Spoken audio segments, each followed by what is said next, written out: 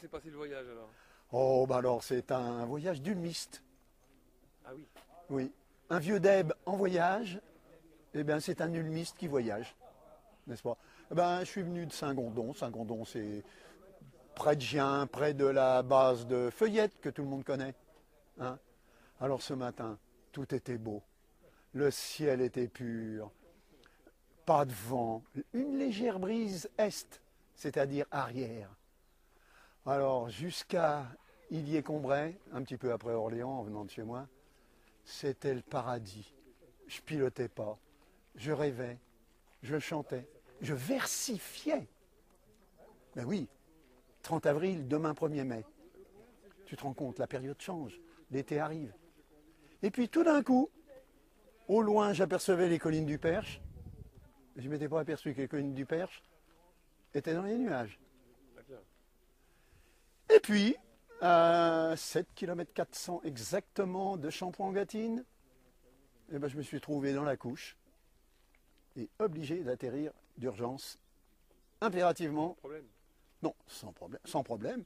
Disons, faire 4 tours auprès d'un champ repérable pour, dans cette pénombre, entre guillemets, repérer ligne électrique et ligne téléphonique. Et j'ai réussi à me poser. Parce que c'est une époque, les colzas sont très hauts, tu ne peux pas te poser. Les cultures céréalières sont déjà hautes. Te poser, tu peux, mais tu ne peux pas redécoller. Alors là, j'avais du trèfle fauché depuis plusieurs jours. C'était faisable. Mal reçu par un cultivateur qui ne mérite pas son nom de cultivateur du Perche. Il avait peur que j'abîme son trèfle fauché et que je fasse peur à ses bébés bœufs. Alors que quand je suis arrivé, à peine je me suis posé, ils sont arrivés, les 4 fers ensemble, je leur ai fait « Meuh !» Ils m'ont répondu « Meuh !» dans le texte.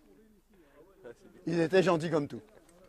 Bon, ce brave cultivateur, l'intérêt pour moi, néant.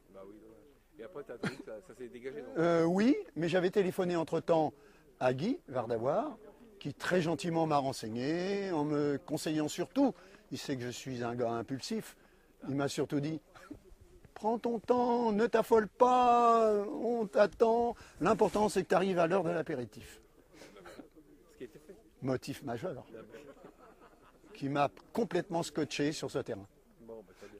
Et au moment où j'ai vu que ça allait se dégager, évidemment, je cherchais autour si j'avais un problème, mon cultivateur, s'il allait faire quelque chose. Ouais. Non, non, ils étaient au bout du terrain, à l'endroit probable où j'étais susceptible de me cracher. Ah oui, d'accord.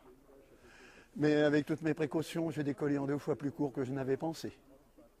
Et vogue la galère passée, On va aller de- ça a été la joie des retrouvailles des vieux debs à Champoix-en-Gâtine. Et c'est pour ça que je peux encore dire, l'air, c'est la vie.